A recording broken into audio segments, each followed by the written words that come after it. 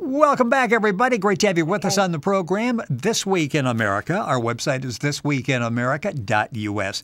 As mentioned, our guest on the program is Nannah Marnie-Claire.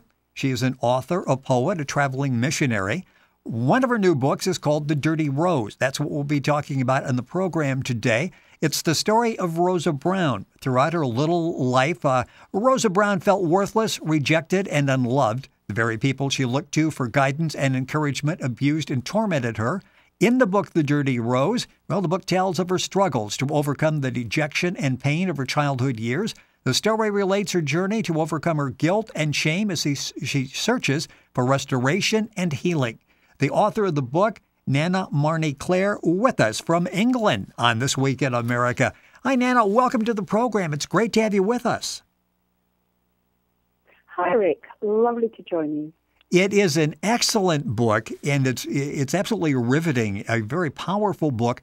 Let's talk about the main character in the book, Rhoza Brown. Give me some description of her, and then we'll talk about where this concept for the book came from.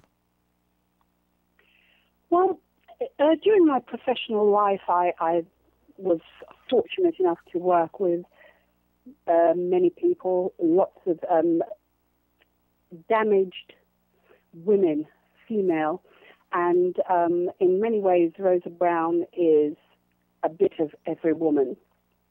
And with the rise in sexual abuse and physical abuse that is now becoming more evident and more apparent, I think this is a hidden thing that's been going on for a very long time, and lots of people don't talk about it. I can't substantiate my figures, but I would even hazard a guess that I'd say as much as 3 in every 5 women as adults has suffered some form of abuse during their childhood years. Now, Rhoza Brown reflects on some of the women I worked with and the great pain they've had to live with, and sometimes even hiding that pain in order to protect the very abusers that's been around them. And I just felt really heartbroken sometimes with some of the women I worked with. And in many ways, Rhoza Brown is fictitious but very real in the lives of so many women. And I wanted to try and show that even with the damage and the pain that is out there, every woman, every person, not just women, but I'm specifically talking about women at this moment in time, can actually triumph if they can just go beyond that and not own the pain and the abuse, but give it back to the abusers. They can actually overcome that. And I was trying very hard to show that in the very sad life that Rhoza Brown led. And you do an excellent job. The book is called The Dirty Rose. Nannah Marnie-Claire is our guest on This Week in America. Information available at our website, Nannah, N-A-N-N-A-H, Marnie, M-A-R-N-I-E, Claire, CLAIRE.com. And you can go to our website, thisweekinamerica.us, and link on directly to Nannah's website and get all the information. It's interesting as I'm reading, there's a section there where Rhoza, as a young girl, you talk about a faraway look in her eyes, and you can see tears, and you say she learned to cry without a sound. Was that sort of common in the people, those that you dealt with? Because you said this is sort of, every woman. This is a compilation of people. Is that sort of common? Rick, I worked with some very damaged people who almost took on board this guilt thing that they were in the wrong, they deserved what happened. Right. And the Dirty Rose encapsulates that because they themselves felt worthless. And they had to find within that worthlessness that diamond. I try to liken it to the diamond. When the diamond's first found, it's quite grubby, it's quite dirty, but it's one of the most precious stones in the world. And what I'm trying to say in that book is that with all the damage and the abuse, we can shine. Women can shine. They can rise above that. They can find restoration. They can be repaired. But first, they have to not take on the guilt that they've done anything wrong, that they're in the wrong in any way. I mean, at the moment, if you look in the news, there's quite a lot of publication. And the Dirty Rose was written pretty much before all this stuff that's going on now. But that just further, for me, reinforces the fact that there are so many damaged women out there. And sometimes the women that I've worked with, sometimes they've ended up involved in criminal activities because they feel so worthless. They don't attain what they could simply because they don't feel that they're worthy. And we collectively sometimes reinforce that negative stereotype, that negative feeling that they have. And I just feel that in Rhoza Brown, the struggle that she had in, first of all, climbing above that damaged person that she was, finding out that there is love beyond all of that because she had no love as a child, but then eventually finding out she was worthy of love, she was worthy of affection, and within all that she held on to this person that she met that helped her to find and realize the humanness in her and the worth in her. And it's quite sad, but it's also very overcoming and empowering a thing that she had to work through. Yeah, it's a story of restoration and healing, and you say it's sad. There are points in the book, especially early on with Rhoza, where you just want to take her and hug her and tell her everything's going to be okay. I mean, you feel such empathy for her as you're reading the book. The book is called The Dirty Rose. It's the newest book from Nannah Marnie-Claire. Her website is nannahmarnieclaire.com with a dash, marnie-claire.com. You can link on directly by going to our website, thisweekinamerica.us, and get information. One of the main characters in the book, am I pronouncing it correctly, Jemima? Jemima, okay. I knew I was going to be close on that, but Jemima. Yeah. Talk about her and the role that she plays in Rhoza's story. She plays a very massive part in Rhoza's story, really, because she enabled Rhoza to find herself. She enabled Rhoza to see the diamond in her. She enabled Rhoza to see beyond the pain and the hurt that was dealt to her by the people around her, the family, the people who should have protected and loved her. And originally, Jemima's interest was more to do with inquisitive. She was, she saw this person and she became interested in this person, really just to see where it would go. But then she fell very much in love with Rhoza, and her empathy and her understanding of the pain that Rhoza had to go through was what helped her to lift and enable Rhoza to rise above all of that.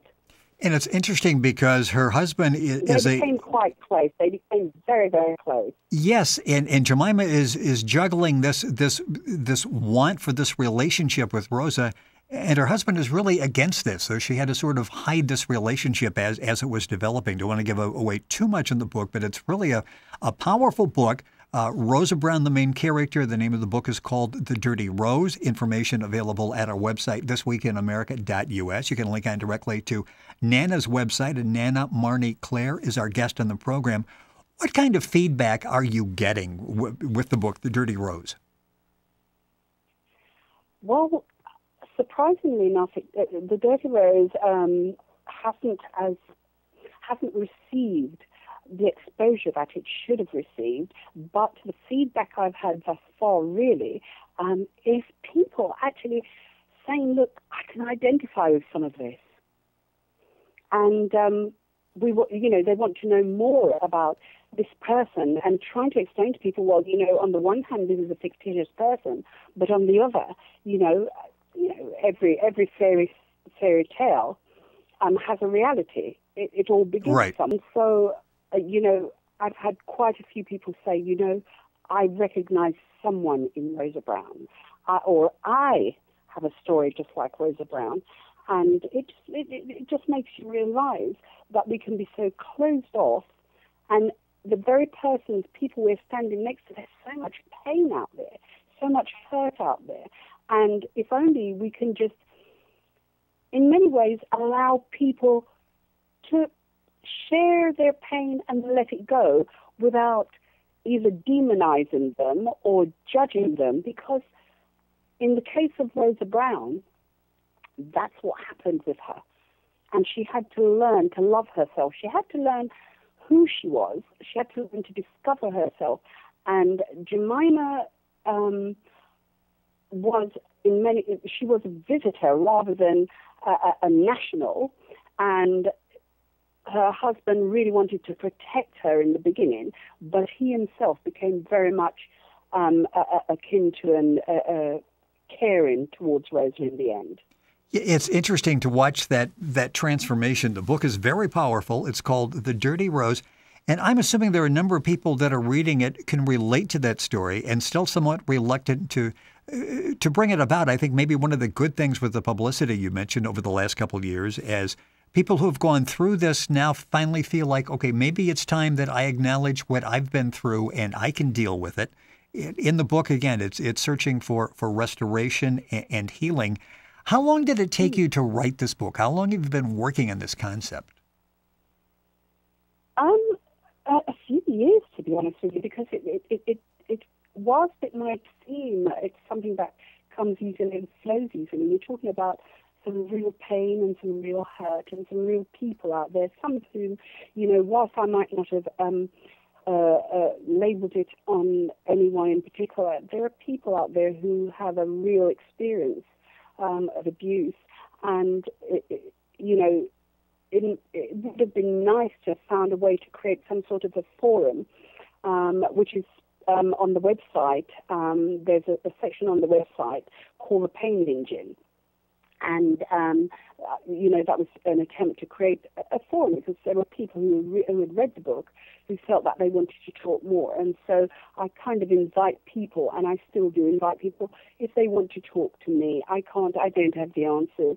I can't restore anything or anyone. But just to say, look beyond that pain and don't own it. Don't own it. The pain that you experience is your pain, but there's no guilt because you haven't actually done anything wrong. Well, sometimes, yes, and sometimes just talking to someone, having someone who will listen means all the difference in the world. The book is called The Dirty Rose. It's one I mentioned before that Nannah has a number of publications, books, and we'll talk about that. But you do something called Storitry. Talk about what that is. It's a fascinating concept. Okay, well, Storitry, pretty much what it says. It's telling a story through poetry. And what I've done with that, again, I've drawn from life experience, and every single poem that I've written is a story based on actual real people, and following on, it links in somehow with Rhoza Brown and the pain that I found in Rhoza and the release that comes from that.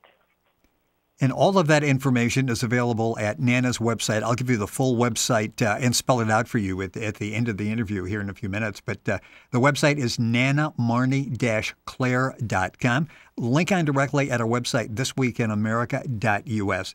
A lot of interesting information, a lot of information on the books that Nannah has written, CDs, and you talk about the family there as well.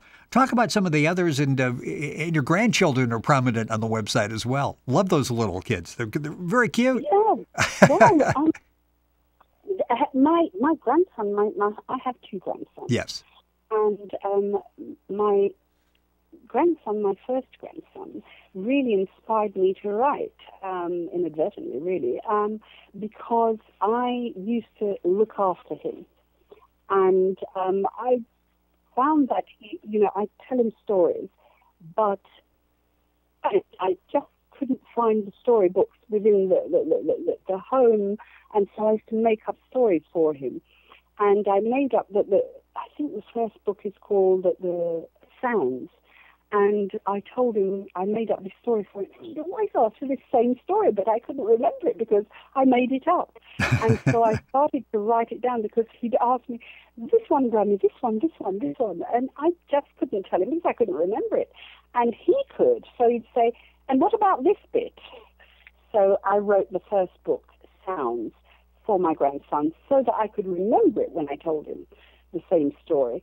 And so Sounds was my very first book. It's a children's book, followed by The Flappy-Lymph, which again was a story I would tell them of a mystical, magical creature which they loved. So then I decided, well, at that point I used to perform poetry around various venues, and so I would write them for other people. And then I thought, well, hold on a minute. I've written these 2 books for my grandsons. Let me publish them. So that's how I actually started publishing my work. And the poetry, I perform around various venues, pubs and clubs. So all that led me into the realization that there are still people out there who read. I think if we're not careful, it's a dying art. But I would like to encourage people, pick up a book. It's so relaxing. It really is. Well, and that really, reading made a difference in your life, didn't it? As a child, I understand that's where this fascination with the words and storytelling came from as a child, as an avid reader. I loved, I could quite easily get into so much trouble because I was lost in a book and couldn't put it down. Reading for me was one of the greatest gifts that I could find, because it takes you into all these different worlds of other people's lives, and you can create, you can imagine, and if you've got anything artistic within you, it brings it out. And I think reading is so much more than people realize. It's a complete new existence and another life. It's wonderful. And, it can be a sad life, it can be a happy life, it can be a joyous life. So reading can just take you into so many different directions of life. And I think it's wonderful. I do. Yes, and you are such an inspiration. To be able to write a book is great. The book we're talking about is The Dirty Rose, telling the story of Rhoza Brown and her struggles to overcome the dejection, the pain of her childhood years. The story relates her journey to overcome her guilt and shame as she searches for restoration and healing. It's a very powerful book. Are you working on anything new at this time? Yes, I am. I am. I've actually not yet published, but I've completed 2 more children's books. And there's a follow-up to The Dirty Rose, which is simply entitled Between the Pages of The Dirty Rose. Well, I am looking forward to reading that. This book is... There are some bits that... Yeah, and looking forward to having a chance to reading that. A Dirty Rose, as you say, dedicated to all those who have been bruised. Remember, a diamond is a most beautiful and treasured stone, yet its beginning was caked in ugliness. And that story is such a powerful one. It's called The Dirty Rose. Our guest in the program is Nannah Marnie-Claire. Her website is Nannah, N-A-N-N-A-H, Marnie, M-A-R-N-I-E-Claire, CLAIRE.com. And you can go to our website, thisweekinamerica.us, and link on directly. Nannah, it's been a pleasure to have you in the program. The book, The Dirty Rose, from the reviews that I've read and the input that I've received, is really touching a lot of people in a very positive way. It's starting a dialogue that needs to continue. Excellent work with that, and thank you so much for taking time to join us on the program today. Thank you. It's been a pleasure. And I will leave one little bit of advice for anyone out there. If you've been hurt, if you've been abused, if you've suffered anything like the dirty rose, remember you are beautiful, and every diamond is a precious stone. God bless. The book is called The Dirty Rose. Nannah has been our guest in the program, the author Nannah Marnie-Claire. We will stay in touch with her, and when the new book comes out, we'll be happy to have her back in the program. You're listening to This Week in America. Information on Nannah and all of our guests available at our website. You can link on directly by going to thisweekinamerica.us.